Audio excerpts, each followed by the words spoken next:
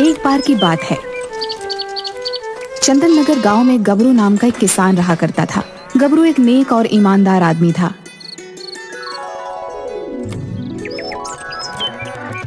एक बार सुबह सुबह जब अपने खेत में जा रहा था, तभी उसे एक पटाखे के फटने की आवाज आई। अरे वाह, अभी दिवाली भी नहीं आई और पटाखे देखो अभी से लोग जलाने लग गए। सही है, अपने अपने शौक हैं सबके। तभी गबरू देखता है कि सारे गाय भैंस उसके खेतों में भाग रहे हैं और उन्होंने सारे खेत की फसल को कुचल दिया और सारी फसलें नष्ट कर दी।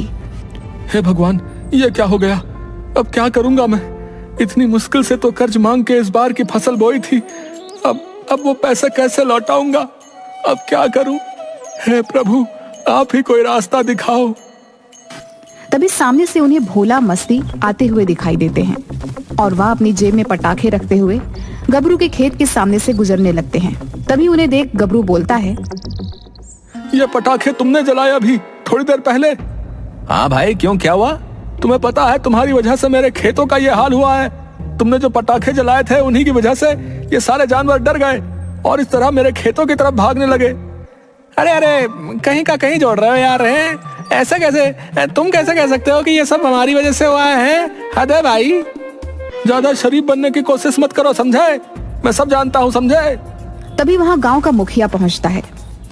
अरे क्या हुआ गबरू, क्या बात हो गई भाई? आज क्यों भड़क रहे हो इतना इन दोनों पे? ऐसा भी क्या कर दिया इन्होंने? अरे मुखिया जी, अब आप ही मेरी मदद कीजिए। ये देखिए कितना नुकसान हो गया है मेरा। अरे बात क्या है, बताओगे भी? आज जब मैं आ रहा था तो मैंने आते वक्त पटाखों के जलने की आवाज सुनी और जब मैं खेत पे पहुंचा तो मैंने देखा कि पास के तबेले के सारे जानवर मेरे खेतों में इधर से उधर भाग रहे हैं और तभी मैंने इन्हें उसी तरफ से आते हुए देखा और इनके पास पटाखे भी हैं। आप चाहें तो इनकी जेब में देख सकते हैं। अरे तो भाई, हमने कब मना किया है कि नहीं है? बस हम तो ये कहने की कोशिश कर रहे हैं कि हमारा तुम्हारी फसल खराब होने के पीछे कोई हाथ नहीं है। हाँ, लेकिन तुम हो कि कुछ सुनने को तैयार ही नहीं हो। हम समझ सकते हैं कि तुम्हारा भारी नुकसान हुआ है, लेकिन तुम्हें भी समझना चाहिए ना कि ऐसे किसी पे तुम अपने नुकसान की भरपाई नहीं डाल सकते भाई। हो सकता है तुम्हारी फसल के नुकसान के पीछे कोई और हो, तुम उसका पता लगाओ। है, मैं वादा करता हूँ कि उसे जरूर उसके किए का दंड दूंगा। ये कैसी बातें कर रहे हैं मुखिया जी? इन दोनों ने मेरी फसल को बर्बाद कर दिया और आप हैं कि इनकी तरफदारी कर रहे हैं। अरे भाई, बात तरफदारी की नहीं है गबरू। मैं जानता हूँ कि ये दोनों कैसे हैं। अब देखो, तुम्हें भी तो केवल इन पर ही शक है। तुमने ये सब अपनी आंखों से होते हुए थोड़ी ना देखा है। बोलो, देखा है? बताओ। नहीं ना? तो बोलो, तुम कैसे कह सकते हो कि तुम्हारी फसल इन्होंने ही खराब की है? मुझे लगता है सारे जानवर खुद ही तबेले से भाग गए होंगे और इतनी अच्छी फसल देख खाने के लिए दौड़े चले आए होंगे। अब जानवर हैं, नादान हैं, इन्हें आप क्या ही बोल सकते हैं? तुम ही बताओ। और जो इनके पास पटाखे हैं उनका क्या मुखिया जी? वो भी तो एक सबूत है ना। कैसी बातें कर रहे हो गबरू? दिवाली आने वाली है, बस पिछले साल के पटाखे देख रहे थे कि काम कर भी रहे हैं कि नहीं। हाँ गबरू, भाई साहब सही बोल रहे हैं। पिछले साल के कुछ पटाखे बच गए थे, वही देख रहे हैं कि काम कर भी रहे हैं या नहीं। आप हमें गलत समझ रहे हो गबरू भाई। तुम दोनों भी सच जानते हो, लेकिन मुखिया जी के सामने झूठ बोल रहे हो। कोई बात नहीं, इसकी सजा तुम्हें जरूर मिलेगी। देखना, भगवान तुम्हें माफ नहीं करेगा, याद रखना। हाँ।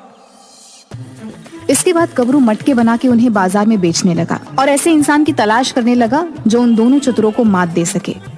इसी तरह कई दिन बीत गए। एक दिन जब गबरू मटके बेच रहा था तो उसने देखा कि एक आदमी समोसे की दुकान में समोसे खा रहा होता है और पैसे देने के वक्त जब वहाँ एक और आदमी आता है तो उससे वो मीठी मीठी बातें करने लगता है। अरे भाई, कहाँ से हो? भाई बस नगर खजूरा से आया हूँ, इधर से गुजर रहा था तो सोचा कि कुछ खा लेता हूँ।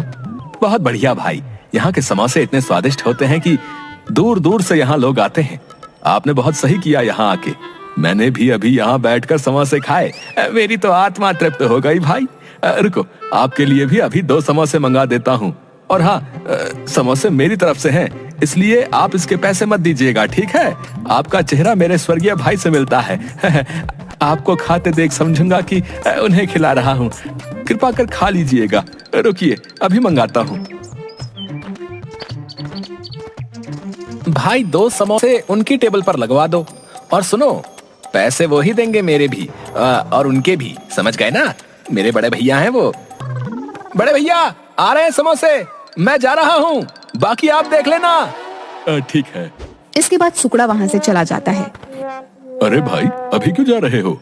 भाई जरा जरूरी काम आ गया है, जाना पड़ेगा, लेकिन आप चिंता मत करिए, सब कर दिया है मैंने, ठीक है? ठीक है भाई, अपना ध्यान रखना है। फिर मिलेंगे, भगवान करे दोबारा देखने की नौबत ना आए, वरना बहुत बुरी तरह पिटूंगा मैं।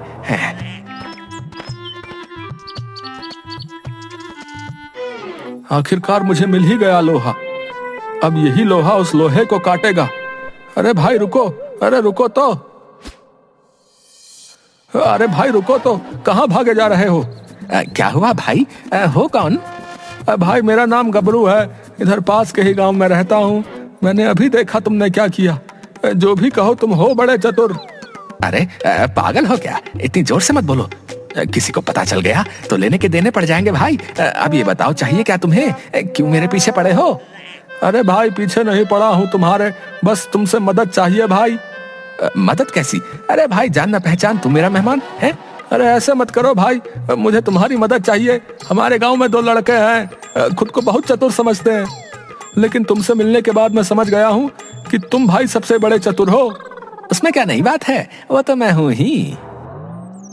अरे भाई ये तो तुझे पता है ना कि तू उन दोनों से भी बड़ा चतुर है, लेकिन इधर आसपास के सारे लोग तो उन्हें ही सबसे बड़ा चतुर मानते हैं ना। तो तुम्हारे इतने चतुर होने का क्या फायदा, बताओ? अब ये बताओ, चाहते क्या हो मुझसे? उन दोनों की वजह से मेरी सारी फसल खराब हो गई भैया। उन्होंने कुछ पटाखे जलाए और उनसे तबेले के सारे जानवर डर गए और वो मेरे खेत की तरफ भागने लगे।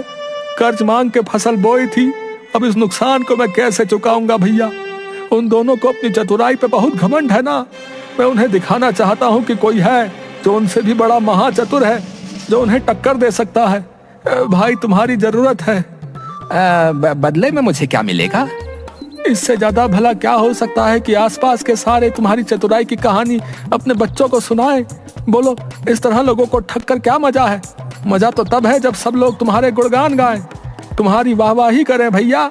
सोच लो भाई, मुझे तो मिल जाएगा कोई और जो मेरा बदला लेने में मेरी मदद करे, लेकिन तुम्हें यह मौका दोबारा नहीं मिलेगा भैया। सोच लो भाई, सबको साबित कर दो कि तुम कौन हो। हाँ ठीक है, अब बताओ करना क्या है? हमें पहले उन दोनों को अलग करना होगा। दोनों जब तक साथ हैं तब तक उनसे आगे जाना थोड़ा मुश्किल हो जाएगा भैया। चलो तुम मेरे साथ। इसके बाद दोनों गांव की तरफ जाते हैं। तभी उन्हें चाय की दुकान पे मुखिया जी और वो भोला मस्ती दोनों बैठे हुए दिखाई देते हैं। अरे गबरू, आओ आओ बैठो। क्या हुआ मुखिया जी, इतने परेशान क्यों हैं आप? क्या बात हो गई? इनसे मिलिए, ये हमारे पास के गांव के मुखिया जी। इन्होंने हमारे गांव के भोला मस्ती के बारे में बहुत सुना है, इसलिए ये इन दोनों के लिए एक चुनौती लेकर आए हैं। अगर इन दोनों ने ये समस्या सुलझा दी तो ये मान जाएंगे कि जो आसपास के गांव वाले कहते हैं वो सच है। लेकिन अभी तक भोला मस्ती भी इस चुनौती का जवाब ढूंढ नहीं पाए हैं। वो सवाल क्या है? ये 3 मूर्तियां हैं, तुम्हें बताना है कि इन मूर्तियों में क्या समानता है, तभी हम मानेंगे कि लोग जो कहते हैं वो सही कहते हैं। इसके बाद सुकड़ा काफी देर तक उन तीनों को देखता है और वहाँ से भाग जाता है। तभी मस्ती बोलता है, ये तुम्हारा वो चतुर बुद्धिमान है जो हमसे ज्यादा होशियार है भाई। और तीनों मूर्तियों के कानों के अंदर एक एक धागे को डालता है। एक मूर्ति से धागा दूसरे कान से बाहर निकल जाता है, दूसरी मूर्ति से धागा मुंह से बाहर निकल जाता है और तीसरी मूर्ति का धागा उसके पेट से बाहर निकल जाता है। इसके बाद सुकड़ा सबको मूर्ति के इस व्यवहार के बारे में बताता है। पहली मूर्ति बताती है कि कुछ लोग ऐसे होते हैं, जब उन्हें कोई कुछ बताता है तो वो एक कान से सुनकर दूसरे कान से बाहर निकाल देता है। और दूसरी मूर्ति उन लोगों को दर्शाती है जो किसी बात को सुनने के बाद इधर की उधर कर देते हैं। लेकिन ये तीसरी मूर्ति उन भरोसेमंद लोगों का प्रतीक है जिनसे आप अपनी हर बात कह सकते हो, जो आपकी हर बात अपने तक ही रखते हैं। वाह भाई वाह, मान गए भैया, मान गए। आज मैं मान गया कि जो लोग भी इस गांव के बारे में कहते हैं वो सही कहते हैं भैया। जिनके पास तुम्हारे जैसे बुद्धिमान लोग हों, उस गांव का तो विकास निश्चित है। इतना भी क्या खास है इसमें? आज तक सारी मुश्किलें हम दोनों ने ही ठीक की हैं। एक सवाल का जवाब देने से कोई बुद्धिमान नहीं बन जाता है। अच्छा, तो ऐसी बात है तो एक प्रतियोगिता रख लेते हैं तुम दोनों के बीच। जो जीता वही यहाँ का नंबर 1 चतुर। क्या बोलते हो, है मंजूर? हाँ मंजूर है। हाँ, हमें भी मंजूर है। तू तो रहने ही दे, तुक्के में जीतने वाले चतुर नहीं कहलाते, समझे? भाई वो तो बाद में ही पता चलेगा। ठीक है, फिर तो तय रहा भैया। अगले हफ्ते हम एक प्रतियोगिता का आयोजन करेंगे जिसमें जीतने वाले को मिलेगा यहाँ का नंबर 1 चतुर का खिताब, समझे? इसके बाद सब अगले हफ्ते प्रतियोगिता स्थल पर पहुंच जाते हैं। आज की प्रतियोगिता के आयोजक हमारे पड़ोसी गांव के मुखिया जी का हम दिल से यहाँ मंच पे स्वागत करते हैं। हम उनसे विनती करते हैं कि वो मंच में आकर प्रतियोगिता को आगे बढ़ाएं। धन्यवाद। आज की प्रतियोगिता में हमारे साथ एक तरफ भोला मस्ती और दूसरी तरफ गबरू और सुकड़ा है। ये प्रतियोगिता हमें बताएगी कि आखिर कौन है यहाँ का नंबर 1 चतुर। इस प्रतियोगिता के 3 चरण होंगे। इनमें से 2 चरणों में आपसे केवल सवाल पूछे जाएंगे, लेकिन तीसरे चरण में आपको अपनी बुद्धिमानी को साबित करना होगा। आपको एक सभा में निकलना होगा, वहां आपको हर चुनौती का सामना करना होगा और अंत में वहां आपको एक अजीब सा संदूक मिलेगा जिसे आपको हमारे पास लाना होगा। आज के पहले चरण का सवाल 1। ऐसा कौन सा धन है जिसे चोर देख तो सकता है लेकिन चुरा नहीं सकता? इसके बाद भोला, मस्ती और सुकड़ा तीनों इस सवाल का जवाब सोचने लगते हैं। तभी भोला को अचानक कुछ याद आता है और वो तुरंत खड़ा हो जाता है। विद्या। क्या बात है, भोला को मानना पड़ेगा। इतनी जल्दी इस सवाल का उसने बिल्कुल सही जवाब दिया है। विद्या, केवल विद्या ही वो धन है जिसे चोर सिर्फ देख सकता है लेकिन कभी चुरा नहीं सकता। गबरू और सुकड़ा थोड़ा संभल के। भोला, मस्ती अब तुमसे 0-1 से आगे है। अगर अगले चरण में गबरू और सुकड़ा ने भोला मस्ती के समान अंक प्राप्त नहीं किए तो उनका तीसरे चरण में भाग लेना मुश्किल हो जाएगा। बड़े आए हमारी बराबरी करने वाले। यहाँ के सबसे ज्यादा बुद्धिमान तो हम दोनों ही हैं, समझे? अब तो कुछ करना ही होगा, वरना इन दोनों के घमंड को तोड़ने का ये मौका हाथ से निकल जाएगा। चलिए, इसी के साथ दूसरे चरण का सवाल। उस चीज का नाम बताओ जिससे आग जला नहीं सकती, उसे काटा नहीं जा सकता, पानी उसे भिगो नहीं सकती, जो जन्म से लेकर चिता तक साथ चलती है लेकिन फिर भी पूरा जीवन बिना आत्मा के काटती है। सोच भाई, जल्दी कुछ सोच। रुक जा ना, सोच रहा हूँ ना। हमसे पहले उन्होंने सोच लिया तो क्या इज्जत रह जाएगी हमारी, जल्दी कर। हाँ तो तू भी तो कुछ सोच ले, सब कुछ मैं ही सोचूं क्या है? दूसरी तरफ सुकड़ा, तुम्हें क्या लगता है इस सवाल का जवाब क्या हो सकता है? हाँ गबरू भैया, वही सोच रहा हूँ। तभी गबरू के हाथ से टेबल पर रखा पानी का ग्लास गिर जाता है। उसकी परछाई से सुकड़ा को सवाल का जवाब मिल जाता है। क्या हुआ सुकड़ा भाई, क्यों मुस्कुरा रहे हो? जल्दी ही पता चल जाएगा। इसका जवाब है परछाई। न जल सकती है, न कट सकती है, न भीग सकती है। यही वो चीज है जो जन्म से लेकर मृत्यु तक साथ चलती है और इसकी कोई आत्मा भी नहीं होती। वाह, तुमने तो दिल खुश कर दिया। इसी के साथ दूसरा चरण भी खत्म हुआ। दोनों ही दल समान अंकों के साथ अब तीसरे चरण में प्रवेश करेंगे और जो भी जीतेगा वही होगा यहाँ का नंबर 1 चतुर। लेकिन तीसरे चरण की प्रतियोगिता कल होगी। कल सुबह गांव की पुरानी वाली गुफा में पहुंच जाइएगा। इसके बाद सभी अपने घर चले जाते हैं।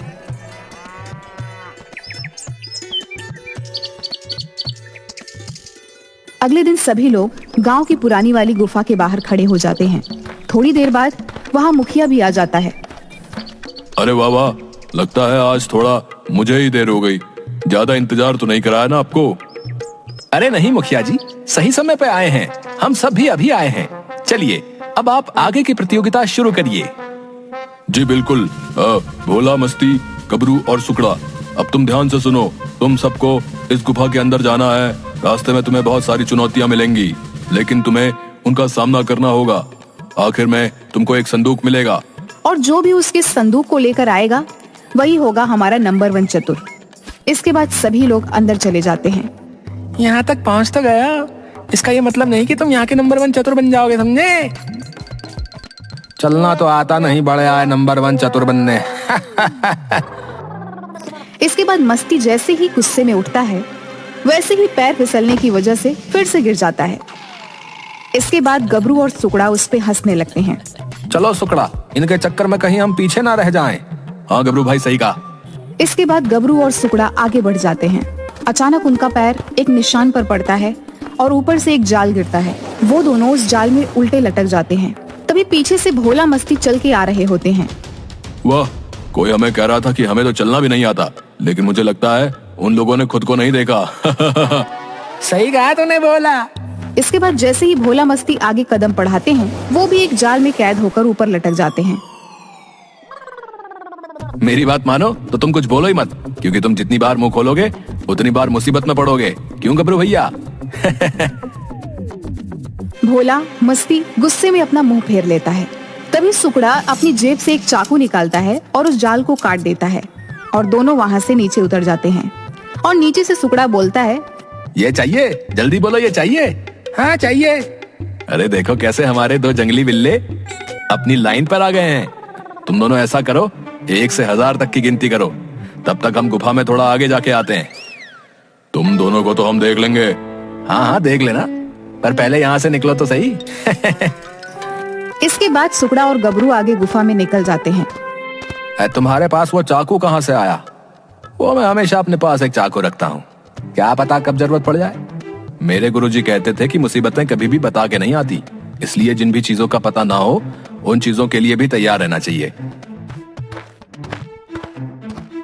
तभी उन्हें सामने एक विशाल मूर्ति नजर आती है। एक तीर के निशान का पत्थर मिलता है। कितनी विशाल मूर्ति है भैया, लेकिन ये तीर, इसका क्या मतलब होगा? ये तीर का निशान मुझे लगता है किसी दिशा की ओर संकेत करना चाह रहा है, लेकिन कैसी दिशा?